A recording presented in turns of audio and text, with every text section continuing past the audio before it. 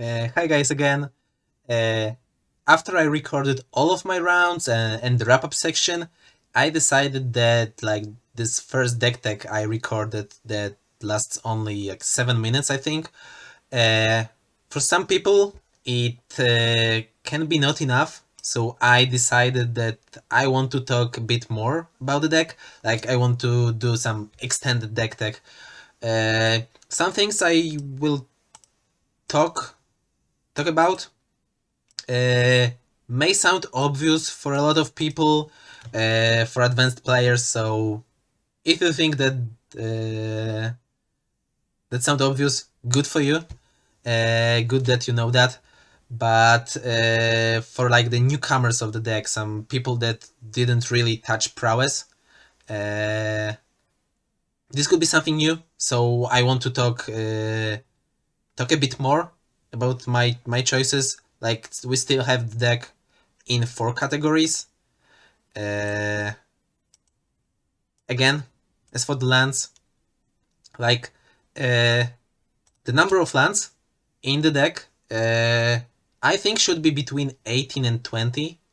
Like 18 might be like this is like the normal number of lands uh, for prowess decks a lot of times, but I think that this deck, considering that we have like 8 divinations, is pretty mana hungry and you really want to hit your land drops pretty consistently.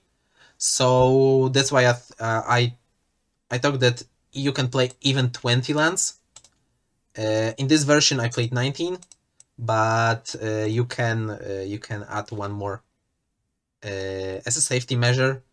And like differences between like 19 and 20 is pretty small, I think, and it's really all up to you.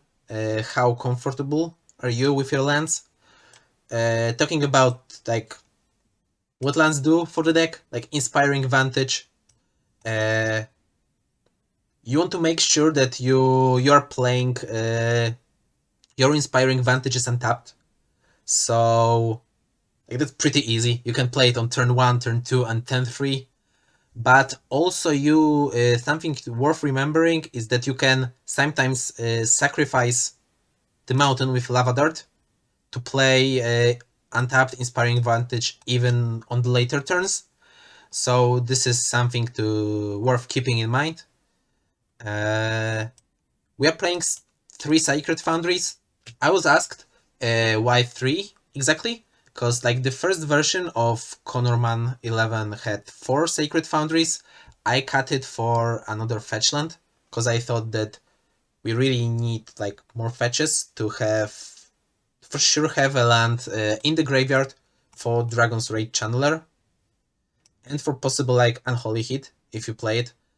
Uh, but I didn't want to cut like more Sacred Foundries down to 2, as some people suggested, because we really want to have like possibilities to have like as much white mana as possible to cast, for example, Lurus and maybe one more white spell on the single turn if possible. So I think that 3 is like the correct number. We have like 5 fetchlands, and they can be any fetchlands, like basically any fetchlands you have. Because like playing around like Pithing Needle is not something you really want to do most of the times. Of course, if you have like all of the fetchlands available, you can play like 4 different. You can play still play Scalding Tarn and 2 copies of any other fetchlands, however you like. However you like. As for the basics, I told in the deck tech that like playing snow-covered mountains is correct thing to do with Ragavan. Uh, it has only like 2 small downsides, I think. First is the card white 3-drop called Raidane, which makes snow-covered lands enter tapped. But if you will see it in Modern, congratulations to your opponent. And the second one is Break the Ice. The card is also not really played because it destroys a colorless land or like land that gives colorless mana or snowland. But if our opponent is siding it for these lands, again, congratulations to them. And the advantages is, as I said, on thin ice, which is sometimes played in always played in Enchantress deck. Sometimes I saw that in some hammer lists. Sometimes you can see it in like white taxes, which is not that popular, but it happens. So you want to have Snowland to enchant, to have to enchant it on it, and you also have like Icefang Coatl, which is like pretty minor to give it Death Touch, but you still want to have opportunity. But like talking about these lands, I understand that some people like have their personal favorite basic mountains. They are playing for years and they love it. So I understand that they play them, not the snow covered ones. And if you are planning to play it in a paper tournament, don't forget to write snow covered mountain if you are writing it with your pen, because you don't want to have like game loss for mistakes in the deck lists. For the creatures, like we have those 8 prowess ones. Monastery Swift Spear is the easiest, one to haste prowess, the classic. And actually, if I want to say which creature you play first on and which card you play last, most likely you want to play Monastery Swift Spear as your last 1-drop. As you could see in quarterfinals, I played Monastery Swift Spear first to have opportunity to have as much power as possible, but that's the minor thing. Often you want to play Monastery Swift Spear as your last 1-drop because it's the only one with haste. Ragavan also can have haste, but you have to dash it. Soulscar Mage is often the key card in the matchups because it turns your burn spells into -1/-1 counters, and this means you are winning combat a lot of times because your opponent might think that they will trade with your creature and is just ending up as a champ blocker. And something worth remembering is that -1/-1 counters matters in some matchups, against persist creatures. They won't return, but because they already have a counter on it. So if you bolt the kitchen things, for example, it won't return. But you have to watch out for it against Yawgmoth because they have Undying, and if you Lava Dart the creature with +1/+1 counters, those counters nullify each other, and they have you resetted their creatures for nothing basically. So it's worth remembering. And also what I found out is this can matter with Hapatra, because you are putting -1/-1 counters on creatures. So if you put these counters, they get a snake. I think this is how it works. So these are and Soulscar Mage is the safest card to put on turn 1. And moving to MH2 cards, you have this Ragavan a pretty big upside if it connects, but you have to remember that to not expose it if you can against Renin 6 decks, because if you are on the draw and play Ragavan on turn 1 and they play Renin 6, this can be pretty brutal. But outside of that, you have to the biggest thing you have to do with Ragavan is to balance how much you want to dash it and how much you want to cast it. And people have problems with it. I think I'm also not doing it to perfection, but you have to always count what you can do with your mana, and what you can do with this treasure you can get. And maybe you want to like ramp for the next turn, or just cast it and don't need it. Of course, you are getting free cards if it connects. That's pretty good, especially in the matchups where you can find the cards that you can easily cast, not like with using only mana from treasures. But yeah, Ragavan is, I think, also the creatures that I'm siding out the most, because if the opponent is, for example, playing like small creatures like Hammer that play just Mem Knight, for example, you want to side it out, and this way, don't forget, like, you have to keep the creature count quite high to have the opportunities to kill our opponent. So don't forget about it. But like, also treasures are pretty valuable with prismatic ending to converge it for 3 or even for 4. So that's strong. That's something to consider. And also something to consider is that you can play like Ragavan on turn 1, and on turn 2, if our opponent is representing something, you can put lures to hand. That's something to remember. And the last one is Dragon's Rage Channeler. It's good on turn 1 because you can like filter your draw spells as soon as like the upkeep on turn 2. Sometimes it's pretty good to cast like Dragon's Rage Channeler and, for example, Lava Dart, their 1 mana play, or even Lightning Bolt, their 1 mana play, in your upkeep. So don't forget to set stops if you play Dragon's Rage Channeler.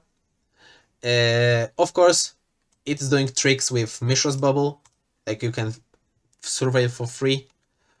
And yeah, you have to keep in mind when you can have the Delirium. If you can, for example, turn on Delirium mid-combat, sometimes you want to turn on Delirium on your second main phase. For example, if you want Channeler as a blocker, you want to not cast your spells on first main phase. It may sound obvious, of course, but if you don't want to attack, like, don't cast those spells. If you find, for example, something you don't want, but you want to put it in graveyard and it turns off Delirium, this can turn out badly, because like sometimes dealing 3 damage doesn't really matter. But a lot of times, like, you want to turn on Delirium as soon as possible. And also, don't forget, like, about Ren and 6. Sometimes you want to wait 1 more turn with your Channeler to make it, like, delirious. I don't know how to call it. Like, you want to have Delirium. So keep that in mind. Okay, so Mishra's Bubble, trick with Dragon's Rage Channeler, and of course, trick with Fetchland, as I did, I think, once during the tournament, but you can do that. Yeah, it's pretty often seen that you use Bubble on yourself to see what you are drawing, and if you don't want the card, you can crack the fetch and draw the different card. And also, like, another thing is timing of Mishra's Bubble. Like, the obvious one is just play it and crack it right away to draw a card as soon as possible. And a lot of times this is a correct play, because if you have like open mana, you want to have you want to find the cards to play. But against like these card decks, you most likely want to cast Mishra's Bubble on your, for example, opponent upkeep or opponent's end step, depending on what you want to know. Often on upkeep, to draw a card on your upkeep, and to make their discard spells worse.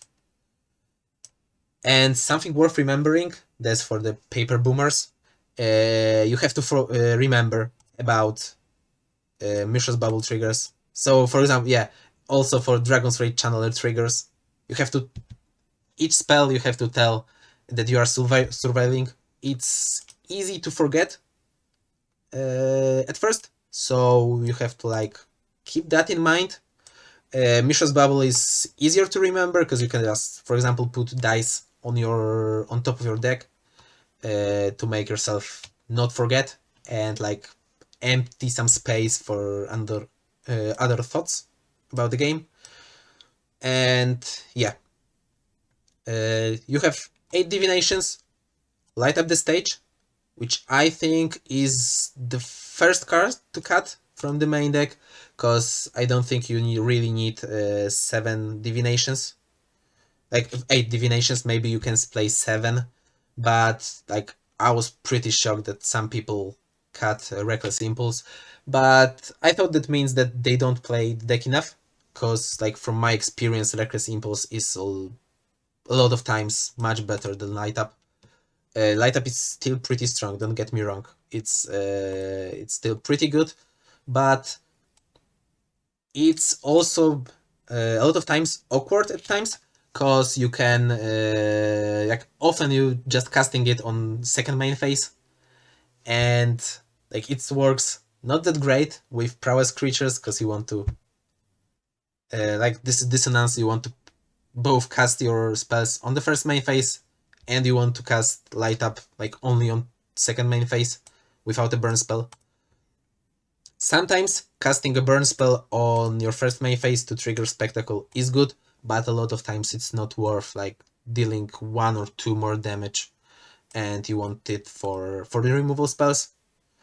The Reckless Impulse, it's simpler. You just play 2 mana always.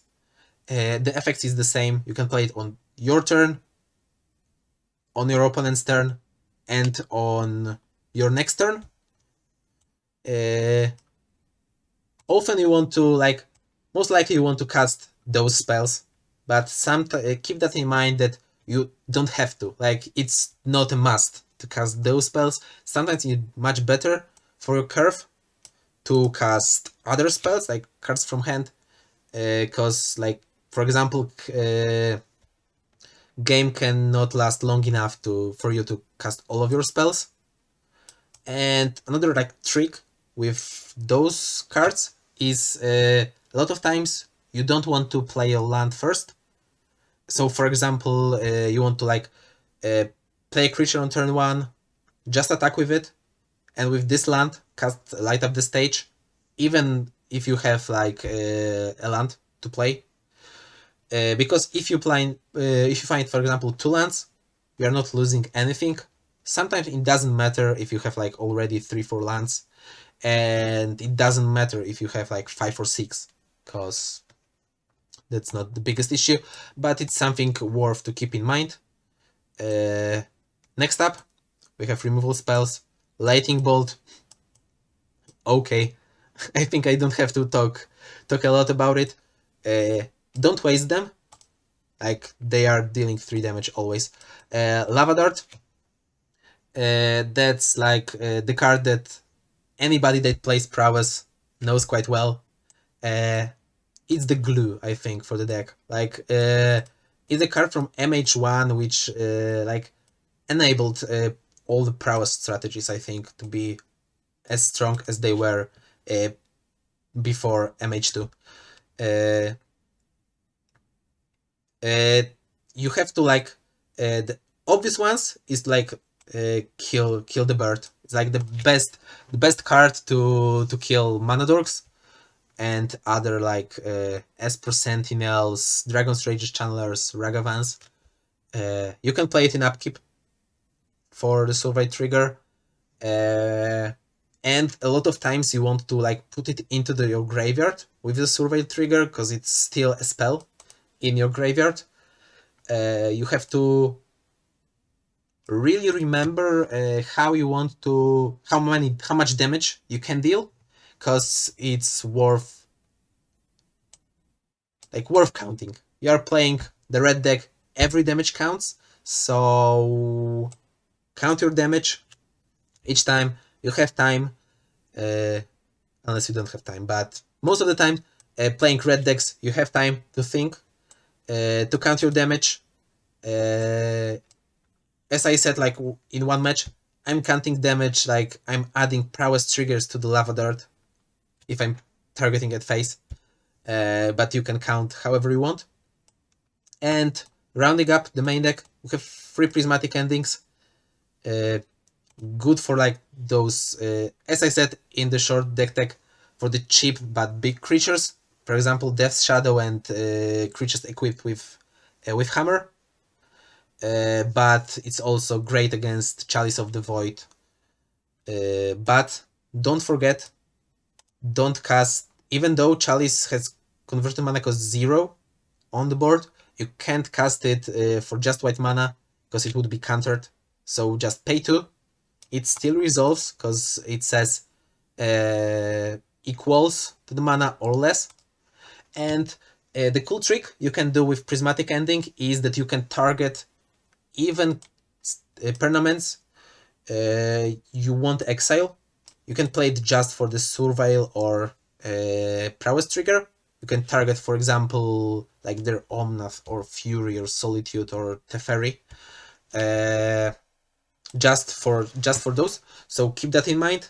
It's of course not the best play, but sometimes you can find like sweet lethal with that. And yeah, this is pretty good. Also against, like, for example, Hammer, which you can exile Sigarda's Aid or Colossus Hammer or Shadow Spear. So yeah, it's pretty good. I think you have to play it, even though sometimes it's stinky from time to time, but its upside is much bigger than the downside, I think. And the Path to Exile, I think it's also like one of the first cards to cut. It's good against Murktide, it's good against like Death's Shadow, it's good against Tarmogoyf. Like, Prismatic Ending is also great against Tarmogoyf, against like also Ren 6. But you can cut it if you think you won't be playing against like Primeval Titans, Murktide Regents, and other like pretty big creatures, like big and expensive creatures. So yeah, and you also like this is a cute line. I think you won't use it a lot of times, but sometimes you can puff your own creature that is blocked to find mountain to make it sacrifice to Lava Dart, because for example you have only some big canyons and inspiring vantages. So that's also something to keep in mind. And the sideboard, of course, Lurus, one of the strongest cards in Modern.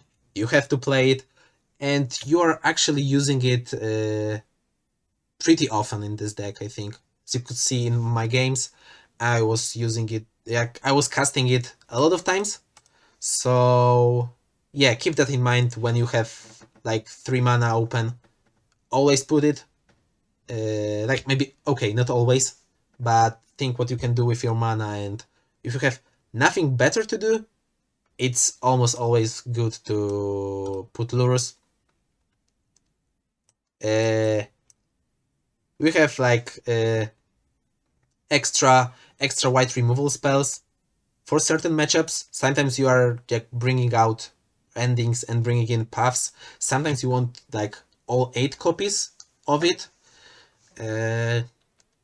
So yeah, that's it. I talked about those cards. We have 3 pieces of Graveyard Hate. As I said in wrap up, lately Upsol spells picked up some steam. Be sure to check what this deck does, because it's not easy to play around if you don't know what is going on. But the Soulgate Lantern is pretty good against this deck, because it's getting around Leyline of Sanctity, which they can have against you, but you have to remember that they can have also their own Prismatic Ending to exile their graveyard, so you can't really keep the hand that is like only Graveyard Hate and not much pressure. You still have to put some pressure on them. Mm, I thought that I would like this Graveyard Hate more against like mid-range decks, but I think you are playing against them on like the more on the battlefield, less on the like the graveyard value. This is not like Grixis Shadow Mirror where the graveyard really matters. So I think not putting it in against like mid-range Ragavan and DRC decks is good.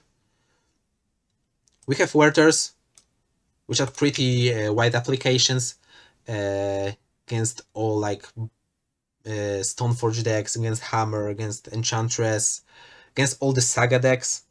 So that's a lot. But also you want it against like Chalice of the Void decks. And it's good against, for example, Blue-White Control, even if they don't have the Chalice, they still can have like Spreading Seas to mess up with your mana. Oh, and if they mess up with your mana with Spreading Seas, don't forget that you get a third color for free, so that can matter. That's also like the good card against the deck that won last challenge, I think, or like last week as I'm recording it, like blue-white blade, like blue-white artifacts. It's pretty good. Like you can fuse it. It's also like good against Amulet Titan because you can kill like for example both Amulet and Dryad or Amulet and Urza's Saga. So yeah, that's great also here. Alpine Moon, as I said, Tron, like all four Urza lands. Like okay, there's also Urza's Factory, legal in Modern I think, but it's not really played. So against four Urza lands, if you saw that lands, I think you want it in. Like you might think about it against like for example Jant Saga, which is like the mid-range deck that can pretty easily win without Alpine Moon, like without Urza's Saga, with Alpine Moon on board, so that's close there. But outside of that, against Hammer, against like those blue-white artifact decks, you really want it. Core Firewalker, if you think that Burn is pretty popular in your metagame, I think you can play even more than 2 copies. You can play 3 or even 4, because Core Firewalker, it's I think pretty bad card in Burn sideboard, but this deck plays differently, because in this deck you are winning with combat damage, and Core Firewalker is good in this deck because like it can deal combat damage, because it can attack against the Burn, against other Prowess decks, against like as you can see. As you could see in my match against Blue Red Murktide, it did a lot of job. So it's good, and I think you have to play it. The other card is Sanctifier and Vec, but with this much lures value in our deck and with DRC, I think unless you know that you would play against like a lot of graveyard decks like Dredge and how we call it, Upsal spells, you don't want Sanctifier and Vec.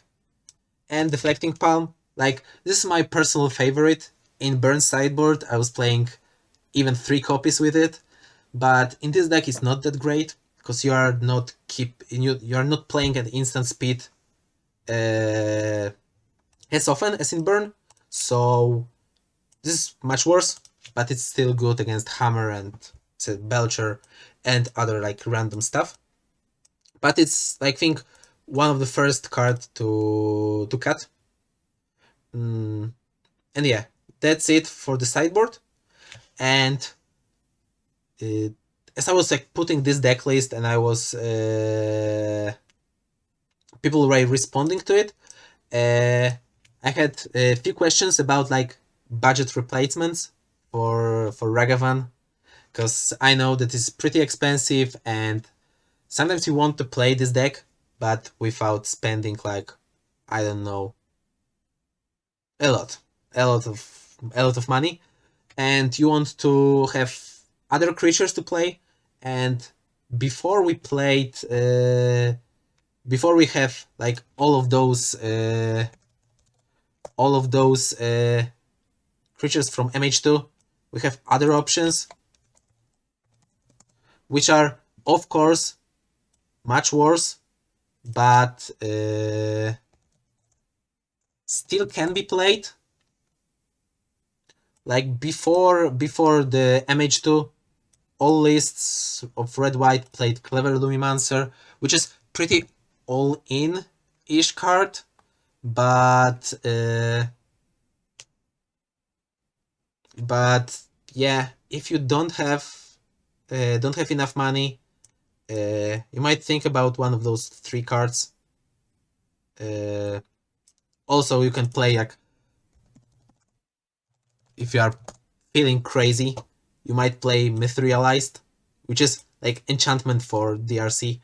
But like all of those cards are worse.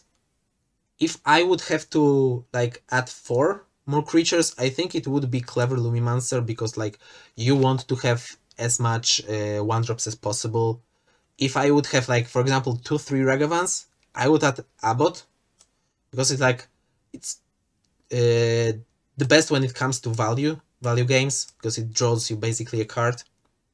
It's much worse than of those cards, and you don't know how happy I am that I don't have to play any of those 4 cards, even though I like them pretty much. And I topated the challenge with Abbot and Clever Lumimancer earlier, like in 2021.